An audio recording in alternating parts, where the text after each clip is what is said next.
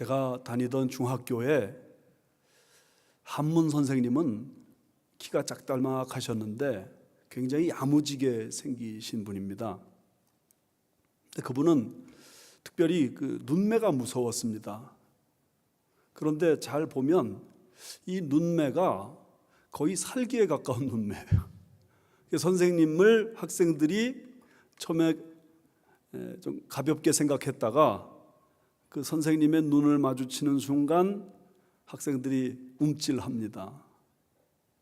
처음에는 왜 선생님의 눈매가 그렇게 매운지를 잘 몰랐습니다. 그런데 나중에 그 사연을 알게 됐습니다. 선생님이 베트남 참전 용사이셨습니다. 그 베트남 전에서 선생님은 죽을 고비를 수도 없이 넘겼고 또 실제로 많은 베트콩을 죽였다고 그래요. 그러니까 눈매가 이 살기에 가까운 눈매인 거예요. 근데 이분이 그런 말을 해요. 전쟁을 끝내고 한국에 딱 돌아와서 사실은 자기는 서울에 있는 사람들을 다 총으로 쏴 죽이고 싶었대요. 너무 놀랬죠. 왜 그렇게 생각을 했는가? 자기는 그렇게 조국을 위해서 목숨 바치고 자기는 그렇게 위험을 감수하고 수도 없는 어려움 속에 지난 몇 년을 보냈는데 막상 서울에 와서 보니까 서울에 있는 한국 사람들은 퇴폐, 방종, 사치 그냥 그런 삶에 푹 빠져 있더라는 거예요. 그래서 마음속에 막 분노가 일어나는 거예요. 분노가. 그래서 자기가 좀 이렇게 눈이 매서운 사람이 됐다 그런 말씀을 하시는데 그때 어린 나이에 그 말씀을 들으면서 그럴 수도 있겠다. 그때 그렇게 생각을 했습니다. 오늘 성경 말씀을 보시면 다윗이 600명 군사들과 함께 전쟁을 마치고 돌아오는데 이런 유사한 문제가 발생을 합니다. 배경을 좀 여러분이 이해를 하셔야 됩니다. 다윗과 600명이 블레셋 군대에 가서 지내다가 돌아왔습니다. 시글락이라는 곳에 자기 아내들과 아이들을 숨겨두고 블레셋을 다녀왔는데 다녀와서 보니까 악한 아말렉 사람들이 이 시글락에 쳐들어와서 그 600명 군사들의 가족들을 몽땅 끌고 도망가 버린 겁니다. 노예로 만들어 버린 겁니다. 물론 그 시글락 성에 있는 모든 재산들이 다 초토화돼 버리고 말았습니다. 그래서 이 다윗과 600명의 군사들이 너무 기가 막힌 현실을 맞닥뜨리고는 울 기력이 없을 정도로 대성통곡을 하면서 고통스러워했답니다. 그런데 이럴 때 참 이상하죠. 그 책임을 지도자에게 돌려서 몇몇 사람들이 일어나가지고 다윗을 돌로 쳐 죽이자. 우리 가족, 우리 재산 다 잃어버리게 만든 장본인이 아닌가. 이런 상황이 됐습니다. 다윗이 마음이 급했습니다. 그래서 하나님을 의지했습니다. 하나님께서 놀랍게 그 상황을 진정시켜 주셨습니다. 그리고 다윗이 기도합니다. 하나님 이제 어떻게 하면 좋습니까? 이 아내들과 아이들을 찾으러 갈까요 말까요? 기도했더니 하나님이 찾으러 가라. 반드시 내 손에 찾아줄 것이다. 그래서 그 600명 군사들을 독려해가지고 이제 아말렉 군사들이 있는 곳을 찾아 나갑니다. 나가다가 문제가 생깁니다. 600명 중에 400명은 계속 갑시다 그러는데 200명은 너무 지쳤습니다. 그래서 더 이상 갈 수가 없습니다. 부솔 시내라는 곳이 지형이 아주 위험하고 복잡하고 어려운 곳이거든요. 그 부솔 시내를 통과하지 못하고 200명이 주저앉은 겁니다. 여러분 이럴 때 지도자가 얼마나 낙심돼요. 같이 나가기로 했는데 같이 도전하기로 했는데 200명이 주저앉으니 기가 막힌 상황 아닙니까? 그런데 다윗이 그것을 허락합니다. 그리고 400명만 데리고 다시 찾으러 나갑니다. 그런데 이 아말렉이 어디 숨어 있는지 알 수가 없지 않습니까? 그런데 하나님이 은혜를 베풀어 주십니다. 애굽 소년을 하나 만나게 하셔가지고 그 애굽 소년이 이 아말렉이 어디 숨어 있는지 아는 것입니다. 그래서 그 아이 때문에 이 아말렉 군대에 쳐들어가가지고 아내도 아이들도 다 찾아냅니다. 그리고 그것으로 그치지 않고 소, 양과 함께 그 모든 재산을 다시 찾아 전리품으로 획득해서 돌아오게 됩니다. 근데 돌아오는데 200명이 남아있잖아요. 그 부솔 시내에서 그 200명을 맞닥뜨리는 그 상황에서 문제가 전혀 엉뚱한 방향으로 전개가 됩니다. 어떤 문제냐? 이 전리품을 400명만 가져야 되느냐, 아니면 나머지 200명에게도 나눠줘야 하느냐, 이런 문제입니다. 여러분 같으면 어떻게 하시겠어요? 전리품을 찾아온 사람들은 400명입니다. 그러므로 그 400명들이 이 전리품을 다 갖는 게 맞습니까? 아니면 같이 가진 않았지만 처음에 같이 출발했던 그 사람들 200명에게도 이 전리품을 나눠줘야 됩니까? 여기에 두 가지 관점이 생깁니다. 첫 번째, 이 전리품은 절대로 나머지 200명에 줄 수 없다 하는 사람들. 그들은 전쟁에 동참하지 않았습니다. 그들은 부솔 시내가에서 아마 물떠 마시면서 쉬고 있었을 겁니다. 그들에게 이 400명이 이제 대신 나가서 전쟁을 치르고 그 아내와 아이들을 찾아오고 전리품을 다 수거해 왔는데, 이렇게 생각한 겁니다. 아내와 자녀들 돌려주는 것만도 대단한 거 아닌가. 그러니 이 가족들은 이 200명에게 돌려주지만 이 전리품은 나눠주지 맙시다. 이런 사람들이 생긴 겁니다. 어떻게 생각하세요? 일리가 있는 주장 아닙니까? 400명의 군사들만이 자신의 가족들을 위해서 싸우러 나갔습니다. 그리고 뿐만 아니라 나머지 200명의 그 가족들을 위해서 싸우러 나갔습니다. 그리고 전리품을 얻은 것입니다. 위험을 감수했습니다. 헌신했습니다. 최선을 다했습니다. 물론 아마 그들은 좀 더 다른 강인한 체력을 가지고 있었을지 모릅니다. 좀 더 강력한 정신력을 가지고 있었을지 모릅니다. 탁월한 전투의 아이디어와 기술을 가지고 있었을 것입니다. 그래서 그 어려운 상황 가운데서 아말렉을 무찌르고 가족을 찾아오고 많은 물건들을 획득했습니다.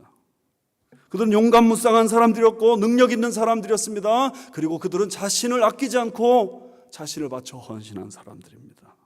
그러므로 그들은 주장하는 것은 당연한 면이 있습니다. 세상이 다 그렇게 돌아가지 않습니까? 그 전리품은 우리가 받는 게 합당하다, 이런 생각입니다. 그런데 오늘 성경 말씀 22절 말씀 보시면요, 성경은 이 사람들에 대해서 어떻게 평가하는가? 악한 자와 불량배들이라고 말합니다. 악한 자라고 그래요. 악한 자. 그리고 이 사람들 불량배래요. 불량배라는 말은 무가치한 자, 사악한 자, 불경건한 자. 성경이 볼 때 이 사람들이 가치 없는 사람들이라는 거예요. 성경이 볼 때 이 사람들은 사악한 사람들이라는 거예요. 하나님을 믿지 않는 불경건한 사람들이라는 겁니다. 그리고 그들이 말하는 것은 딱 한 가지입니다. 22절 거기 보십시오. 그들이 우리와 함께 가지 아니하였은즉, 그들의 주장이 이겁니다.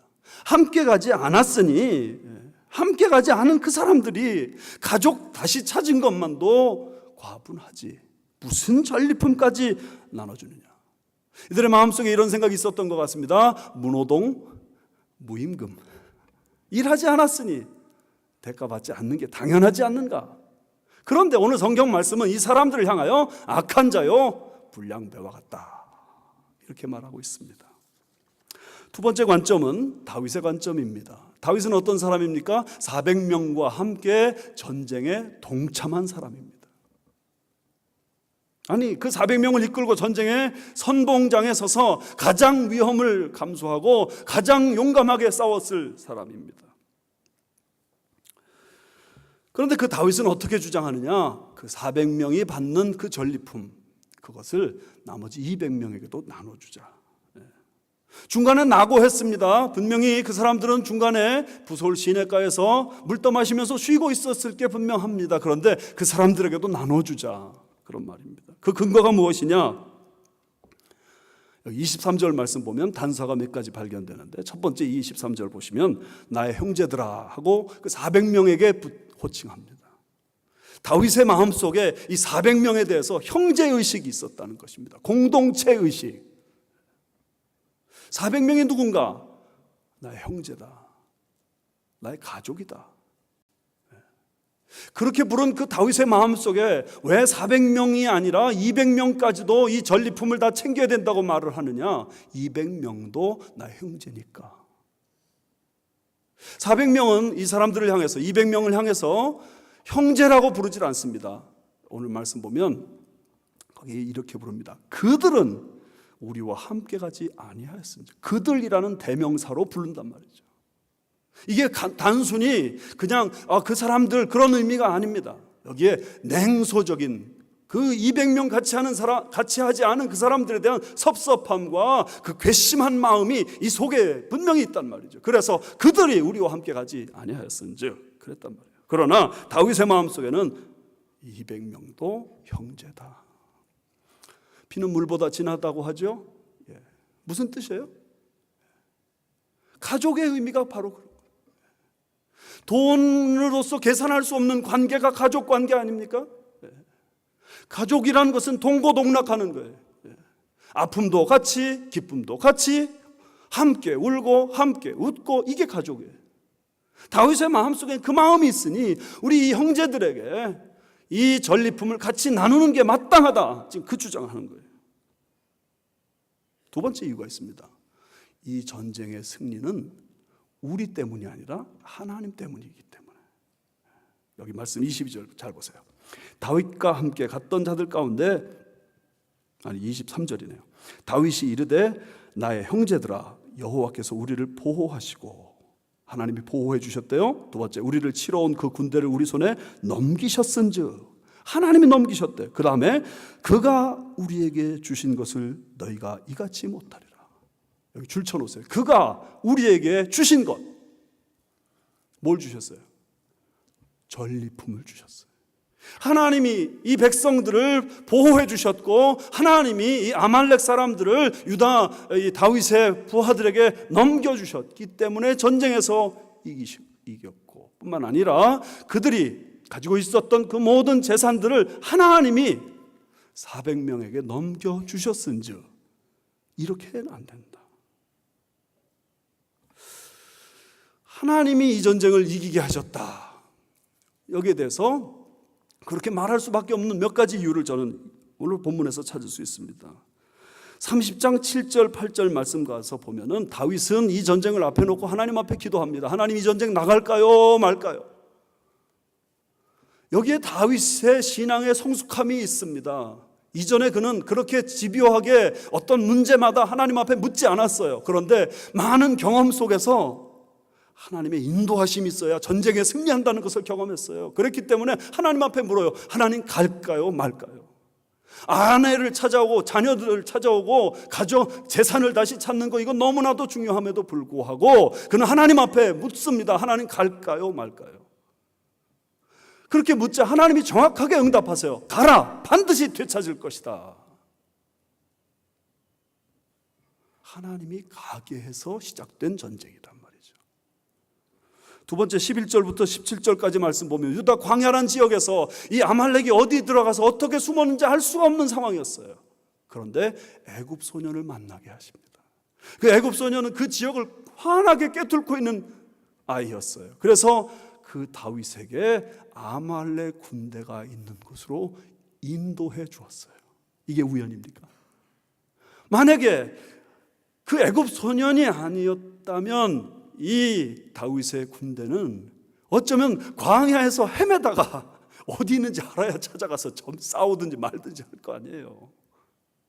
근데 하나님이 애굽 소년을 만나게 하셔서 찾게 해주셨으니까 이 전쟁을 이길 수 있었습니다. 세 번째가 있습니다. 타임에 관한 문제입니다. 다윗의 400명 군대가 아말렉을 딱 찾아 들어갔는데 그때 그 아말렉 군대는 뭐 하고 있었는가? 전쟁 승리에 도취해가지고 16절 말씀 보면 먹고 마시고 춤추었더라 그랬습니다. 이렇게 전쟁을 이겼으니 먹자 마시자 춤추자 하면서 전혀 다윗의 군대가 쳐들어올 곳을 상상치도 않았습니다. 만약에 그들이 굉장히 호전적인 민족입니다. 전쟁에 능한 민족입니다. 이 사람들은 참 난폭한 흉악한 그런 성품을 가지고 있다고 신명기가 말하고 있는데, 그들이 깨어 있었다면, 그들이 전쟁에 대비하고 있었다면, 다윗의 군대가 올 줄을 예상하고 있었다면 어떻게 됐겠습니까?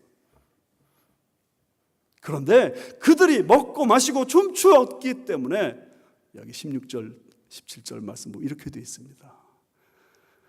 불과 400명 소년들이 낙타 타고 도망갔고 나머지는 다 죽었더라. 그렇게 되어 있습니다. 그렇다면 여러분, 우리 이 말 할 수 있잖아요. 이 전리품 누가 준 것인가? 이 다윗의 군대가 너무 용맹했기 때문에, 다윗의 군대가 너무 지혜로웠기 때문에, 다윗의 군대가 목숨 바쳐 싸웠기 때문에 이 전쟁을 이기고 이 전리품을 획득했는가? 아니면 하나님이 주신 것인가? 그 400명의 마음속에 이거 우리가 한 거다, 그 마음이 있고요, 다윗의 마음속에는 그가 우리에게 주신 것이다. 다윗이 볼 때 이 전리품은 하나님이 베푸신 복이에요.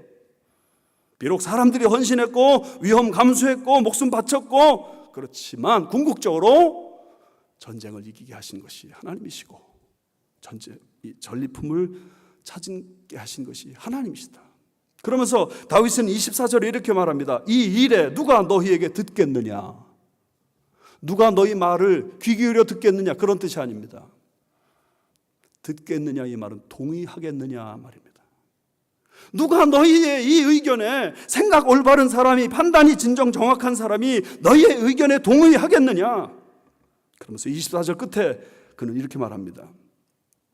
전장에 내려갔던 자의 분깃이나 소유물 곁에 머물렀던 자의 분깃이 어떻게 할지니? 동일할지니. 전쟁에 내려갔던 사람의 분깃이나 그 소유물, 부솔 시내가에 머물면서 소유물을 지키고 있던 그 사람의 분깃이 동일할지니. 25절 말씀 보면 이것을 다윗이 이제 이스라엘의 율례와 규례로 삼는다고 그래요. 이제 이스라엘의 법이 됐습니다. 하나님의 백성의 원칙이 됐습니다. 이제 전쟁에 나가는 사람들과 전쟁에 나가지 않는 사람들이 그 전리품이 있을 때 동일하게 나눠 갖는다. 근데 사실은 이것은 민수기서에 이미 하나님께서 말씀하신 내용입니다. 31장 27절에 전쟁에서 전리품이 생길 때 나눠 갖는 원칙을 이렇게 말씀합니다. 그 절반은 전쟁에 나갔던 군인들에게 주고 절반은 회중에게 주고. 전쟁에 나간 사람들에게 전리품의 절반을 주고 전쟁에 나가지 못한 국민들에게, 백성들에게 그 전쟁의 전리품을 나눠줘서 그 백성과 그 군인들이 함께 그 전쟁을 셀레브레이션 할 수 있도록. 그렇지 않습니까? 어떻게 해야 이 기쁨을 같이 나눠요? 전리품을 같이 나눌 때 비로소 이 기쁨이 함께 나눠지는 것 아니냐 말이에요. 그러므로 여러분, 전리품을 같이 나누는 분깃이 동일할지니 이 말씀은 성경의 원칙이고 복음의 정신이에요. 복음의 정신이에요. 공로를 많이 세운 사람이 홀로 영광 받는 게 아닙니다. 공로가 없는 사람도 영광 받을 수 있습니다. 왜냐? 우리 모두는 십자가 은혜 안에 살기 때문에, 십자가 은혜가 너무 크기 때문에, 십자가 은혜가 너무 놀랍기 때문에, 내가 의를 행하고 내가 선을 행하고 내가 훌륭한 삶을 살았다 하더라도 하나님 앞에 나는 절대 죄인이요, 내가 하나님 앞에 많은 것을 바치고 많은 것을 드리고 많은 것을 헌신했다 하더라도 십자가 앞에 나는 아무것도 아닌 존재입니다. 만 입이 있으면 그 입 다 가지고 주를 찬송하겠지만 그래도 하나님의 그 하신 일에 대한 찬송이 끝날 수가 없습니다. 모든 것 다 바치고 모든 것 다 헌신해도 십자가를 통해서 내게 베푸신 그 하나님의 은혜 생각하면 내가 드리는 것, 내가 바치는 것, 이건 세 발의 피라, 그런 말씀입니다. 여러분, 이제 낙오한 200명을 좀 한번 생각해 보세요. 이들이 누굽니까? 낙오한 200명, 지쳐서 부솔 시내가에서 소유물 지키고 있었던 그 200명 누굽니까? 다윗에게는 형제입니다. 다윗이 볼 때 이들은 형제입니다. 낙오한 그 사람들도 여전히 형제라는 그 신분만은 변함이 없습니다. 흔들림이 없습니다. 그리고 또 한 가지 우리가 강조해야 될 게 있습니다. 뭐냐면 이 사람들이 의도적으로 전쟁에 동참하지 않은 게 아니다. 여기 10절과 21절 말씀 보면 똑같은 말씀이 이렇게 나옵니다. 피곤하여 부솔 시내를 건너지 못하는 200명. 왜 못 건넜다고요? 피곤하여. 이 사람들은 단순히 꾀를 부리는 사람들이 아닙니다. 이 사람들은 단순히 게으른 사람들이 아닙니다. 너무 피곤해 지쳐 있습니다. 그래서 이 부솔 시내를 건너지 못하는 사태가 발생했다. 성경은 그렇게 기록합니다. 그들이 왜 피곤해 있는가? 왜 지쳐 있는가? 몇 가지 이유를 찾을 수 있습니다. 첫 번째, 그동안 계속 다윗이 전쟁을 했기 때문입니다. 다윗이 가서 전쟁을 하는 곳마다 이 사람들 계속 쫓아다녔습니다. 그래서 전쟁하고 또 전쟁하고 전쟁하고 또 전쟁하고 그러다 보니까 에너지가 고갈돼 버렸습니다. 사실 이 사람들이 그동안의 전쟁에 계속 동참한 사람들입니다. 그러다가 이번 전쟁에 참여하지 못했는데 이번 전쟁 한 번 참여하지 못했으니 전리품 나눠주면 안 된다? 그럴 수 없다 그 얘기예요. 뿐만 아닙니다. 30장 1절 말씀 보면 이렇게 되어 있습니다. 그들이 블레셋 땅에서 시글락까지 오는데 사흘길이 걸렸대요. 그러니까 사흘길 동안 이 사람들은 끊임없이 행진을 했던 것입니다. 그러니 지칠만하다. 세 번째, 아내와 자녀들을 뺏기고 잃어버리고 재산이 다 없어진 그때 그들은 울 기력이 없을 정도로 대성통곡하며 울어버렸습니다. 마음이 무너져 버린 겁니다. 여러분, 아무리 체력이 강해도 마음이 무너진 사람은 아무것도 못해요. 체력이 좋은 사람도 마음이 무너진 사람은 꼼짝 못하더라고요. 그러니 정신적으로 또 육체적으로 완전히 고갈되어 있는 이 사람들입니다. 그런데 이 사람들이 그래도 다윗이 기도하고 이 전쟁 나가야 되겠다 하니까 벌떡같이 일어났습니다. 그리고 부솔 시내까지 어렵지만 힘들지만 계속 따라왔던 겁니다. 그런데 그 부솔 시내 지형이 너무 복잡하고 너무 힘들고 그야말로 고통스러우니까 거기서 이제 인내 한계에 도달해가지고 턱 주저앉아 버린 겁니다. 이제 죽여도 난 못 간다. 죽여도 못 간다. 이때 이 사람들의 마음 상태를 한번 생각해 보십시오. 나는 여기서 이제 니들이 전쟁하건 말건 나는 여기서 잘 먹고 잘 쉬고 놀겠다. 할렐루야, 그러겠습니까? 자기 아내, 자기 아이들이 지금 어디 있는지도 모르는데, 살았는지 죽었는지도 모르는데 그 아내 아이들을 찾으러 갈 수 없는 자기들의 이 연약함 때문에 낙심하고 있지 않았겠느냐. 어떻게 생각하십니까? 아이들 키우다 보니까 어떤 일에 잘하는 아이가 있고 어떤 일에 못하는 아이가 있어요. 부모는 잘하는 아이 때문에 기분 좋지요. 그런데 부모의 마음은 어떤 면에서 못하는 아이에게 기울어집니다. 저거 지도 못하는 것 때문에 얼마나 속으로 힘들까. 얼마나 힘들까. 그 생각하니 당연히 그렇죠. 여러분, 부솔이라는 이 지명, 여기에 또 놀라운 뜻이 숨겨져 있어요. 히브리어로 바사르라고 하는 단어에서 나왔는데 이 바사르는 좋은 소식을 전한다는 뜻이에요. 부솔이 어떤 지역에? 좋은 소식이에요. 전쟁에 참여하지 못했는데도 하나님이 은혜로 전리품을 주시는 곳. 전쟁에 같이 동참 못했어요. 그런데 하나님이 은혜로, 십자가의 은혜로, 예수님의 공로로, 보혈의 공로로 전리품이 챙겨지는 곳. 이것이 부솔입니다. 마태복음 20장에 보면 포도 품꾼의 비유가 나오죠. 추수철이 됐습니다. 주인이 다급해졌습니다. 그래서 아침 이른 시간, 아침 6시부터 일꾼들을 불러 모집합니다. 모아서 우리 포도원 가서 일해라. 한 대라는 주겠다. 그런데 시간이 급합니다. 그래서 하루 종일 이 주인은 왔다 갔다 인력시장을 다니면서 일꾼들을 찾습니다. 찾다 보니까 12시에도 찾고 3시에도 찾고 심지어 이제 파장하기 얼마 전 5시에 또 일꾼을 찾습니다. 그때 아침부터 와서 일한 사람들이 이렇게 생각합니다. 야, 저 마지막에 온 사람들에게도 한 데나리온 준다 하니까 나에게는 많은 거 주겠구나. 그런데 웬걸요? 똑같이 한 데나리온입니다. 그래서 아침 일찍 왔던 일꾼들이 불평합니다. 아니, 어떻게 우리를 똑같이 대우하십니까? 그러자 주인이 이렇게 말합니다. 내가 좋은 일 했는데 왜 내가 불평하느냐? 내 것이나 가지고 가라. 이 말씀에 아침부터 일찍 일한 사람들이 잊어버린 게 적어도 2가지 있습니다. 주인이 자신을 불러서 일시킨 게 은혜라고 하는 사실을 잊어버렸습니다.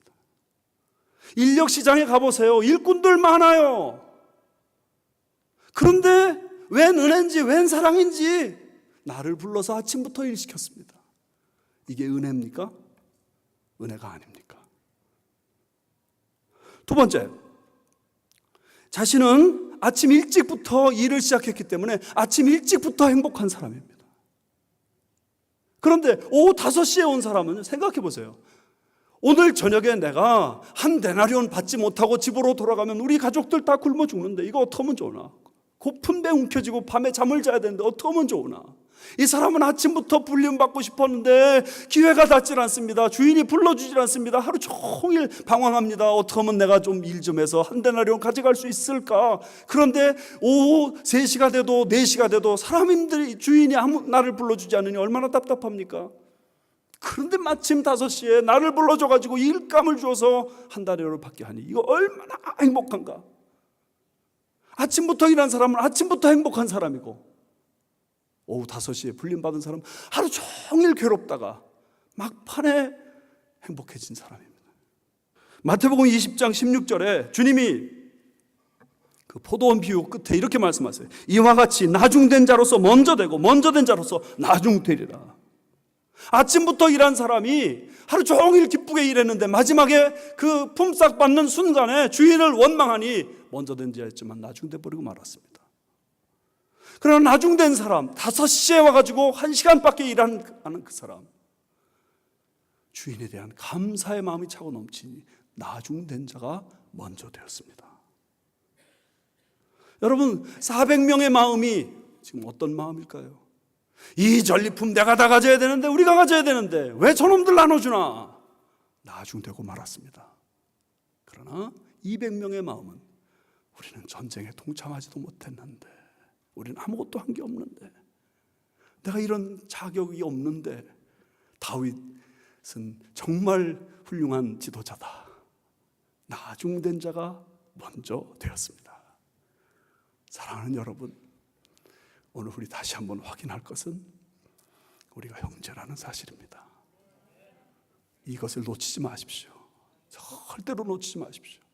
큰 일을 진행하고 있는데 이 중요한 형제라는 사실을 망각하고 자꾸 조그만 일에 걸려서 넘어지고 시험 들고 다치고 이러면 안 됩니다. 큰 걸 보셔야 됩니다. 우리는 형제입니다. 2번째, 오늘 우리 삶의 승리는 다 하나님이 주시는 겁니다. 하나님이 주셨으니 하나님께 영광 돌리고 하나님이 주신 선물은 나누는 게 합당합니다.